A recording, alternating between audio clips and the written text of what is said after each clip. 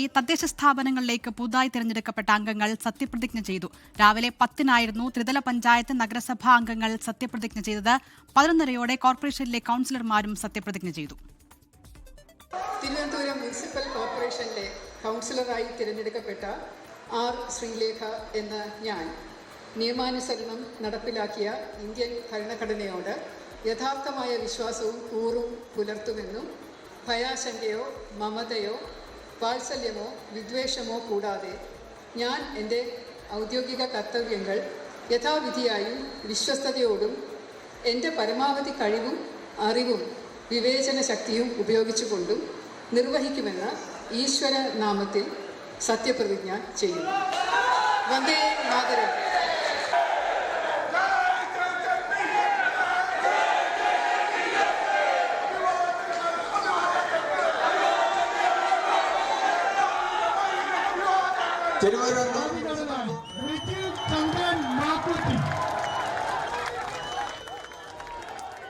Mayor, നഗരസഭ chairperson സ്ഥാനങ്ങളിലേക്കുള്ള തിരഞ്ഞെടുപ്പ് വെള്ളിയാഴ്ചയാണ്. പഞ്ചായത്തുകളിലേക്കുള്ള അധ്യക്ഷന്മാരെ ശനിയാഴ്ച അറിയാം. അലക്സ് റാം മുഹമ്മദ് തിരുവനന്തപുരത്ത് നിന്നും, വിപിൻ സി വിജയൻ കൊച്ചിയിൽ നിന്നും, ഷഹദ് റഹ്മാൻ കോഴിക്കോട് നിന്നും ചേരുകയാണ്. ആദ്യം അലക്സിലേക്ക്. അലക്സ്, തിരുവനന്തപുരം കോർപ്പറേഷൻ തന്നെയാണ് തെക്കൻ കേരളത്തിലെ ഏറ്റവും ശ്രദ്ധേയമായ സ്ഥലം. എങ്ങനെയായിരുന്നു ചടങ്ങുകൾ?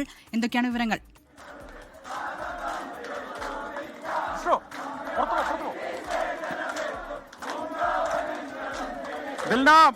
ഏറെക്കുറെ സത്യപ്രതിജ്ഞകൾ പൂർത്തിയായിട്ടുണ്ട്. തിരുവനന്തപുരം കോർപ്പറേഷനെ സംബന്ധിച്ച് ഏതാണ്ട് 100 ഡിവിഷനുകളുണ്ട്.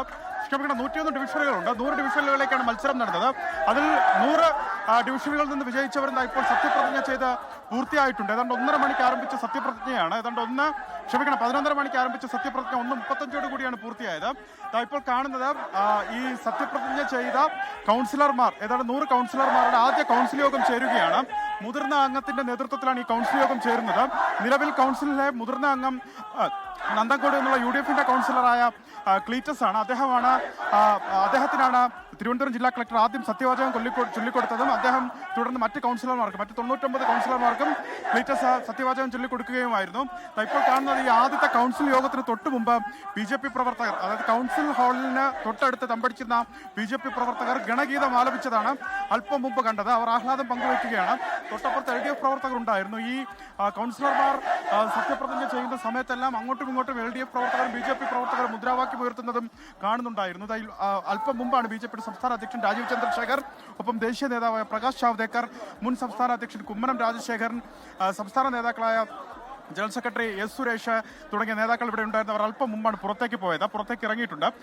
LDF-ന്റെ ഭാഗത്ത് നിന്ന് MLA-മാരായ കടകംപള്ളി സുരേന്ദ്രൻ, VK പ്രശാന്ത്, ഒപ്പം ആന്റണി രാജു തുടങ്ങിയവർ ഈ സത്യപ്രതിജ്ഞ കാണാൻ സന്നിഹിതരായിരുന്നു. എന്തായാലും സത്യപ്രതിജ്ഞ പൂർത്തിയായിട്ടുണ്ട്. ആദ്യത്തെ ഈ കൗൺസിൽ യോഗത്തിലേക്ക് കടക്കുകയാണ്. ഞാൻ നേരത്തെ സൂചിപ്പിച്ചതുപോലെ ഇത് പ്രോട്ടോകോൾ പ്രകാരമുള്ള ആദ്യത്തെ കൗൺസിൽ യോഗമാണ്. അതിൽ മുതിർന്ന അംഗമായിരിക്കും ഈ കൗൺസിൽ യോഗത്തിന് നേതൃത്വം നൽകുക. ഇനി മേയർ, ഡെപ്യൂട്ടി മേയർ ചർച്ചകളിലേക്ക് കടക്കേണ്ടതുണ്ട്. അത് 26-നാണ് മേയർ, ഡെപ്യൂട്ടി മേയർ തിരഞ്ഞെടുപ്പും. സംസ്ഥാന അധ്യക്ഷൻ രാജീവ് ചന്ദ്രശേഖരൻ മാധ്യമങ്ങൾ കാണുകയാണ്. CPM-ഉം കോൺഗ്രസും എത്രയോ ലോക്കൽ ബോഡീസിൽ വോട്ട് ട്രാൻസ്ഫർ ചെയ്തിട്ടുണ്ട്. അതിന്റെ തെളിവ് ഞങ്ങളുടെ അടുത്തുണ്ട്. ഇതെല്ലാം ഞങ്ങൾ പരിശോധിച്ചിട്ട് മുമ്പിൽ വയ്ക്കും. ഇവിടെ നടക്കുന്നത് CPM-ഉം കോൺഗ്രസിന്റെ ഒരുമിച്ച് ഇരുന്ന് അവരുടെ ഒരു പൊളിറ്റിക്കൽ തന്ത്രം ഞങ്ങളെ തോൽപ്പിക്കാനും ഞങ്ങളുടെ ഒരു ഗ്രോത്തിനെ എങ്ങനെയെങ്കിലും ബാധിക്കാം. അത് ഒളിച്ചു വെക്കാനും അതിന്റെ ശ്രദ്ധ തിരിക്കാനാണ് ഓരോന്നും പറഞ്ഞത്.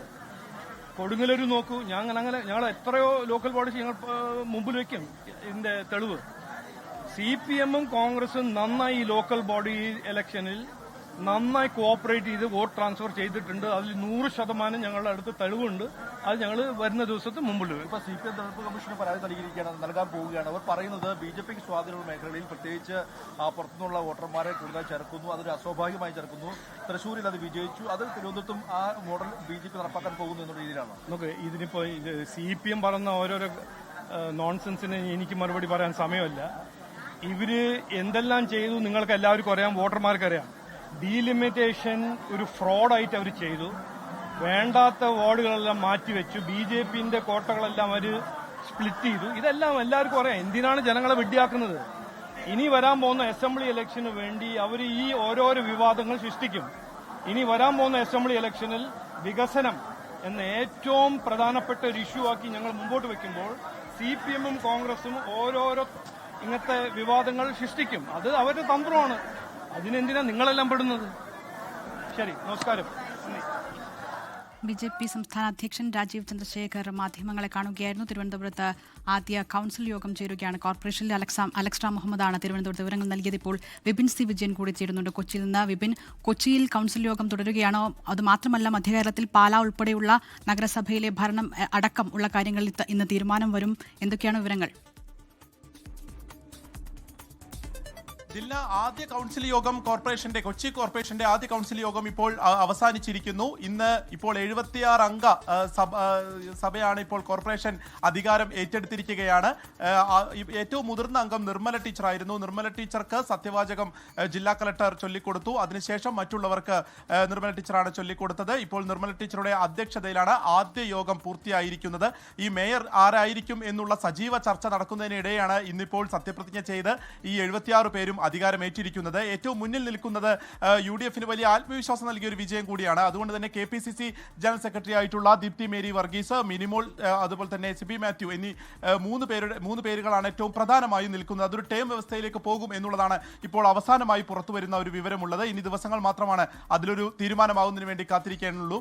ഈ 76 അംഗ സഭയിൽ ഇപ്പോൾ 47 എണ്ണവും UDF നേടിയിരിക്കുന്നു എന്നുള്ളത് അവർക്ക് വലിയ രീതിയിലുള്ള ഒരു ആത്മവിശ്വാസം നൽകുന്നതാണ്. കാരണം ഒരു കേവല ഭൂരിപക്ഷത്തിന് 39 അംഗങ്ങൾ മതി എന്നിരിക്കുകയാണ് 47ന്റെ വലിയ വിജയം ഉണ്ടായിരിക്കുന്നത്. അപ്പോൾ സ്വതന്ത്രർ ഉൾപ്പെടെയുള്ളവർ ഇന്ന് സത്യപ്രതിജ്ഞ ചെയ്ത് അധികാരമേറ്റു. ഗാന്ധി സ്ക്വയറിൽ ഒരു പുഷ്പചക്രം സമർപ്പിച്ചതിന് ശേഷം എല്ലാവരും കൂടി ഒരുമിച്ചാണ് ഇന്നിപ്പോൾ ഈ സത്യപ്രതിജ്ഞയ്ക്ക് വേണ്ടി UDF-ലെ എല്ലാവരും ഒരുമിച്ചാണ് എത്തിയത്. DCC അധ്യക്ഷൻ അതിന് നേതൃത്വം നൽകുകയും ചെയ്തു.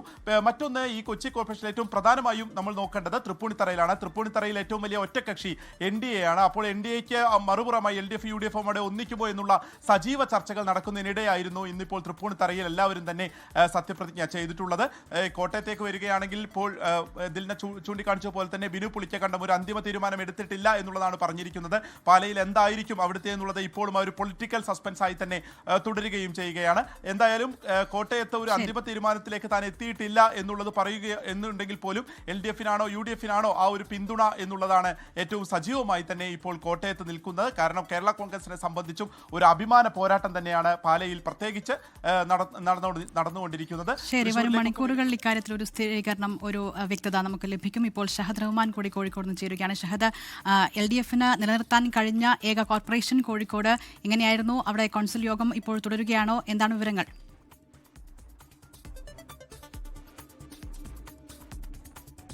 അതായത് കോഴിക്കോട് കോർപ്പറേഷന്റെയും ജില്ലാ പഞ്ചായത്തിന്റെയും സത്യപ്രതിജ്ഞാ ചടങ്ങ് അവസാനിച്ചിരിക്കുന്നു. ഇനി കൗൺസിൽ യോഗമാണ്. കോഴിക്കോട് കോർപ്പറേഷന്റെ പ്രഥമ കൗൺസിൽ യോഗം വരാൻ പോകുന്നത് 2:30-ക്കാണ്. ഉച്ചയ്ക്ക് 2:30-ക്ക് കോഴിക്കോട് കോർപ്പറേഷൻ ഹാളിൽ ഈ കൗൺസിൽ യോഗം ചേരും. നിലവിൽ ഈ ചടങ്ങ് നടന്നിട്ടുണ്ടായിരുന്നത് കോഴിക്കോട് കണ്ടംകുളം ജൂബിലി ഹാളിലായിരുന്നു. അവിടെയായിരുന്നു ഈ സത്യപ്രതിജ്ഞാ ചടങ്ങ് നടന്നിട്ടുണ്ടായിരുന്നത്. ജില്ലാ പഞ്ചായത്ത് കോൺഫറൻസ് ഹാളിൽ വെച്ച് തന്നെയായിരുന്നു നടന്നിട്ടുണ്ടായിരുന്നത്. അവിടെ ആദ്യത്തെ ഈ കൗൺസിൽ യോഗം ചേരുകയും ചെയ്തു. വലിയ ആഹ്ലാദത്തോടു കൂടിയിട്ടായിരുന്നു, അതായത് 3 പാർട്ടികളും വലിയ ആഹ്ലാദത്തോടു കൂടിയിട്ടായിരുന്നു സത്യപ്രതിജ്ഞാ ചടങ്ങിൽ പങ്കെടുത്തിട്ടുണ്ടായിരുന്നത് എന്നുള്ളതാണ് ഏറ്റവും പ്രധാനപ്പെട്ടിട്ടുള്ള കാര്യം. അതിൽ എടുത്തു പറയേണ്ടത് തോറ്റ സ്ഥാനാർത്ഥികളും അതുപോലെ തന്നെ ജയിച്ച സ്ഥാനാർത്ഥികളും അവരെ പിന്തുണയ്ക്കുന്നവരും കഴിഞ്ഞ കൗൺസിൽ ഉണ്ടായിരുന്ന ജനപ്രതിനിധികളും കോഴിക്കോട്ടെ പ്രമുഖ സാമൂഹിക സാംസ്കാരിക മേഖലയിലുള്ള പ്രമുഖരൊക്കെ തന്നെ ഈ ചടങ്ങിൽ പങ്കെടുത്തു എന്നുള്ളതും എടുത്തു പറയേണ്ടതാണ്. UDF-നെ സംബന്ധിച്ചിടത്തോളം UDF ഈ തളി ക്ഷേത്രത്തിന് സമീപത്തു നിന്നും പ്രകടനമായിട്ടാണ് ഈ ചടങ്ങ് നടക്കുന്ന ഇടത്തേക്ക് വന്നിട്ടുണ്ടായിരുന്നത്. MK മുനീർ ഉൾപ്പെടെയുള്ള മുതിർന്ന കോൺഗ്രസിന്റെ നേതാക്കൾ അല്ലെങ്കിൽ ലീഗിന്റെ നേതാക്കളൊക്കെ തന്നെ ഈ ചടങ്ങിൽ പങ്കെടുക്കുകയും ചെയ്തിട്ടുണ്ടായിരുന്നു എന്നുള്ളതാണ് നമുക്ക് പറയാൻ സാധിക്കുക. LDF-നെ സംബന്ധിച്ചിടത്തോളം 35 സ്ഥാനാർത്ഥികളാണുള്ളത്. UDF-ൽ 28, NDA 13 എന്നിങ്ങനെയുള്ളതാണ്. ഈ മാങ്കാവിലുള്ള സ്ഥാനാർത്ഥി UDF-ന്റെ സ്ഥാനാർത്ഥിയായിട്ടുള്ള മനക്കൽ ശശി, അദ്ദേഹമാണ് മുതിർന്ന അംഗം. അദ്ദേഹത്തിന് ജില്ലാ കളക്ടർ സ്നേഹിൽ കുമാർ സിംഗ് ആദ്യ സത്യവാചകം ചൊല്ലിക്കൊടുക്കുന്നു. പിന്നീട് അദ്ദേഹം മറ്റുള്ള ആളുകൾക്ക് സത്യവാചകം ചൊല്ലിക്കൊടുക്കുകയും ചെയ്യുന്നു. എന്തായാലും ഉച്ചയ്ക്ക് 2:30-ക്ക് കോഴിക്കോട് കോർപ്പറേഷന്റെ ആദ്യ കൗൺസിൽ ചേരും. ശരി, സംസ്ഥാനത്താകെ തദ്ദേശ തെരഞ്ഞെടുപ്പിൽ വിജയിച്ച അംഗങ്ങൾ സത്യപ്രതിജ്ഞ ചെയ്ത് അധികാരമേറ്റിരിക്കുകയാണ്. ഇനി അധ്യക്ഷനാര്, പഞ്ചായത്ത് പ്രസിഡന്റാര് തുടങ്ങിയ കാര്യങ്ങളിൽ വെള്ളി ശനി ദിവസങ്ങളിൽ തീരുമാനമുണ്ടാകും. വിവിധ ബ്യൂറോകളിൽ നിന്ന് ഞങ്ങളുടെ പ്രതിനിധികളാണ് വിവരങ്ങൾ നൽകിയത്. ലോകത്തെവിടെയായാലും ഏത് സമയത്തും 24 വാർത്തകളും ഓഗ്മെന്റഡ് റിയാലിറ്റി പാക്കേജുകളും എക്സ്പ്ലെയിനറുകളും വിശദമായി കാണാൻ ഞങ്ങളുടെ YouTube ചാനൽ നിങ്ങൾക്ക് സബ്സ്ക്രൈബ് ചെയ്യാം.